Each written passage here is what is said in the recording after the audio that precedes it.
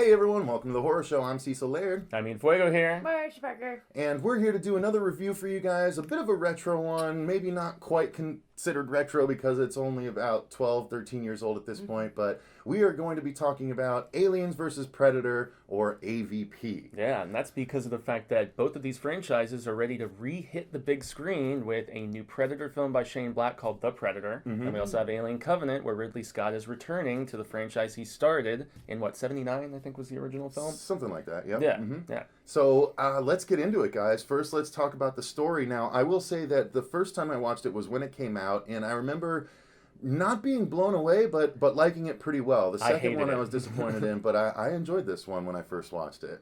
Marcia, do you remember watching it the first time? I don't actually remember this movie at all. Really? Did you see it in theaters? Or? I have no idea. When I watched it, I was like, did I even watch this movie?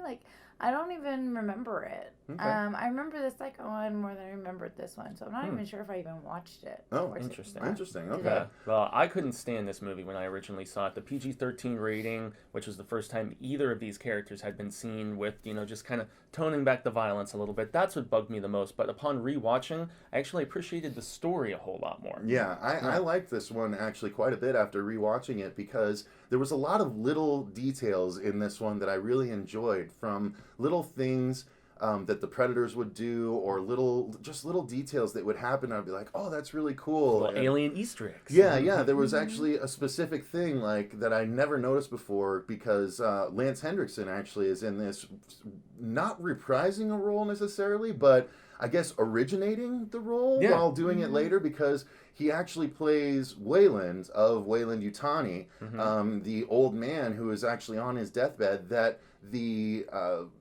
synthetics are based off of. Yeah, and his middle name is Bishop, which is totally funny. Yep, exactly. And that's what the Bishop robots are based on in Aliens and when he returned in Alien 3. Right.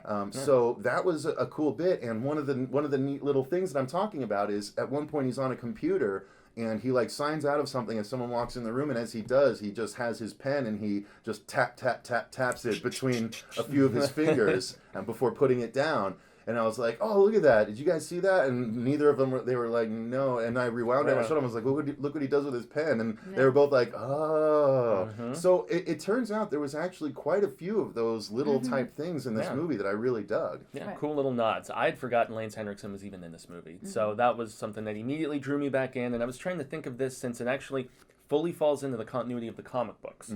So I just tried to think of it as a more just so-so version of a story that we've seen in the comics, because they are really hit and miss with those stories later on in the Dark Horse universe. But, this one was, as I said, better than I remembered. Now, Marcia, better than you remembered, or just kind of... Well, I don't remember it. So I was rewatching. It was like watching it for the first time, which might have been the first time since I don't remember anything. I guess the storyline didn't hit me as quickly as most may have. I was asking questions about it, wait, why is this happening? And then I was like, it took me a while to actually put the pieces together, oh, okay, so it's a battleground for the Predators, that they come down and they breed the aliens so that they can fight them, and they use humans as a sacrifice. Pretty much, right. Yeah. And then our ancient cultures used to worship them and gave them the sacrifices to be able to do this, which I thought was kind of neat. To me, it didn't really tie into the Predator movies too much. Not at all. No. I mean, because obviously in the first Predator, he came to hunt us for sport. So I feel like if they already had a system put in place, then that doesn't really mesh well, but I guess you had to figure out how to put the two together, so. Yeah, maybe he was like a rogue predator that was just going on, because people don't always hunt with other hunters. Sometimes they just go out on their own here in the real world, and so maybe that's what... It does fit more so in the comic book Predator universe than it does in the movie universe. Okay, so. because I never read any of the Predator comic books or Alien comic books. I just enjoyed the movies. So to me, I thought the AvP just was very not... It was more Alien than Predator. It was a little convoluted at times, but I'm going to agree with you that the script was one of the strengths. It was actually, besides Paul W.S. Anderson, who we all know from the amazing first Mortal Kombat movie and Event Horizon, and later on the Resident Evil films, he collaborated on this script with Dan O'Bannon, who wrote the original Alien script. And so that's why I think there are some strengths to the ideas put forth here. I think it's fascinating seeing the tie-ins with like the older cultures, with all those Aztec structures, you know, Egyptian pyramids and things like that. You know, they kind of tie all that in pretty intriguingly. What do you think, Cecil? Yeah, I think so. I mean, I was sort of less enthralled with the, you know, ancient cultures aspect of it. I mean, that was cool, but I just liked how they sort of executed it. I mean, most of the characters were puddle deep. You know, there wasn't a lot of character development,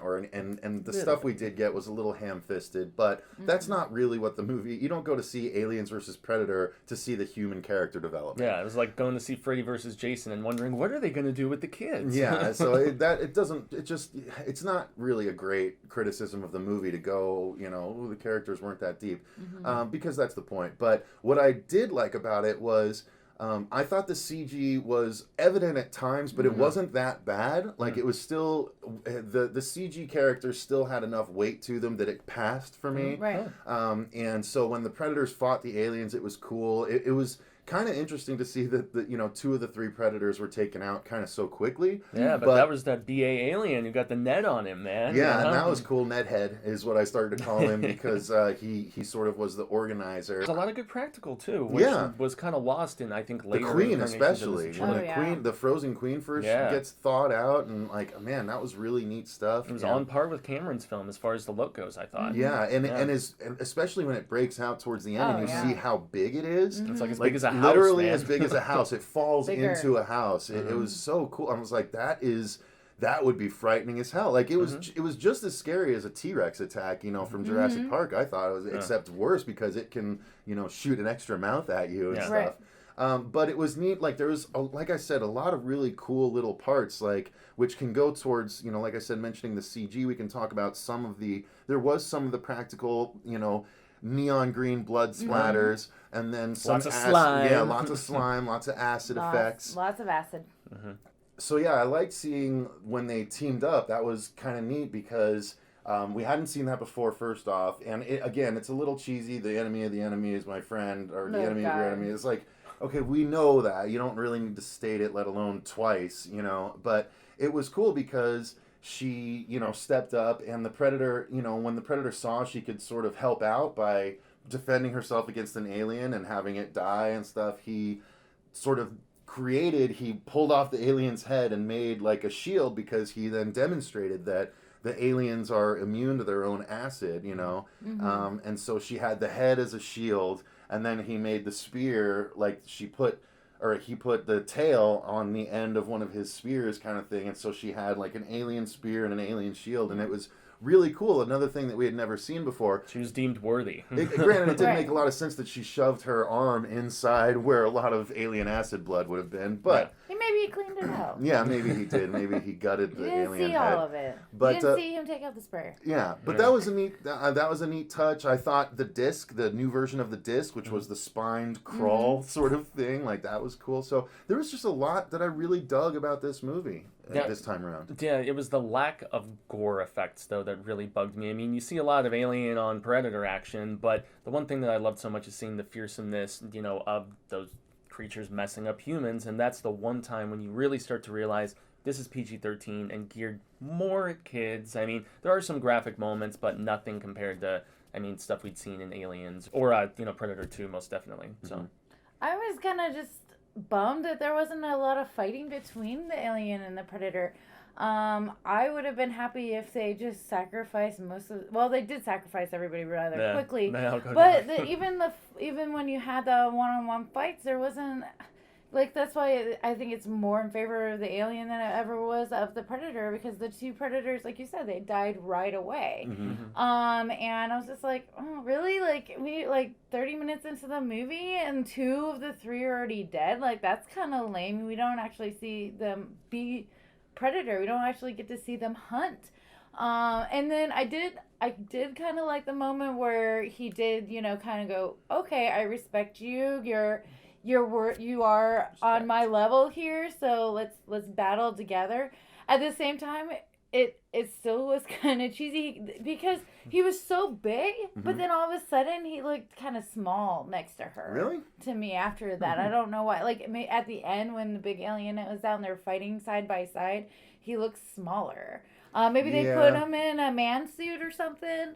Or put a man in a maybe the predator suit. CG was just a little off when they had Yeah. to shoot him and her against the Queen Alien. Probably. It's just probably the perspective got a little wonky.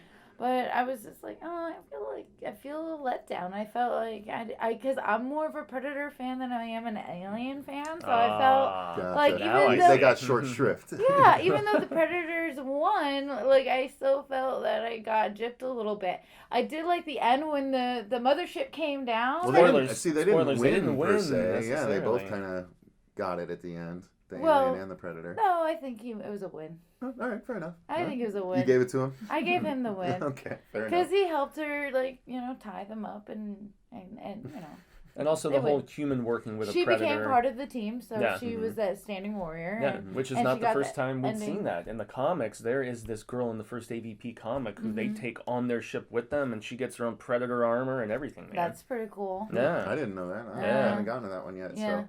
But yeah, in the leader of the Predators, he was super awesome. Yeah, his design was so sick. He had like frills all up his head, like kind of like scales, but they were spiny frills, and he had this long cape cloak and like this chest piece. Like he looked dope. The design was sweet. Yeah, his like little like whisker things made me think he had like that grand wisdom beard, He's like, I'm almighty. They all have their warrior marks where they killed their aliens. He looked like a full-on ruler, though. He really did. And then you made a really cool catch on one of the Predators. He's wearing Ray-Bans. The design of one of the Predator masks, it did his visor look like Ray-Bans, and I was like, what? A little dated. And surprise, he was the first to die. Yeah, that's true. He was. No, I enjoyed it more than I remembered enjoying it because of all the little things. Oh, another little thing. One of the main army guys was Verheiden, which is the author of the first three Aliens books. I thought that was a cool. Yeah. Oh yeah, the Predator one too. Yeah, Mark Verheiden. So that was a neat little throwback. And the other moment I liked was when the aliens had to free the Queen by literally attacking her so that she would bleed acid on her chains and free her and stuff. Yeah. And then she had this instead of the egg sac, she had this cool chain tail that was following her around. Well, she disconnected from the egg sac. Right, no, I know, but because she's not a normal alien, she doesn't have a tail, so the chain was acting as the tail. It was really cool. Oh, okay, I gotcha. Now, the Queen and the aliens did have a tail, but this one, it didn't look like she did. I thought she had a tail because that's what went through the Predator at the end. Oh, yeah, you're right. Well, then she had an extra chain tail because the chain was flailing and it had... She still had chains on her. Yeah, okay. That's what they used I guess I just missed it as a tail. Either way, when they freed her, that was a really cool moment. Super BA. I thought the cinematography was awesome. One of the best parts about it, Paul W. Anderson, man. And the pyramid itself was so cool. The set design was amazing, and the way they had all the mechanics working, and they had it was like a maze, so it just would shift every maze, every 10 minutes. It was really cool. And that's what made this one more fascinating than that Requiem movie, which we are gonna watch, and I'm not very excited to watch, honestly. That one I remember. I think I watched that one multiple times. Well, I see. That's the weird thing, because at the end we saw that there's a Predalien baby, and you said, "Do we see that again?" And that's the whole crux of the sequel. So maybe I didn't realize that because I didn't remember the first one. Okay.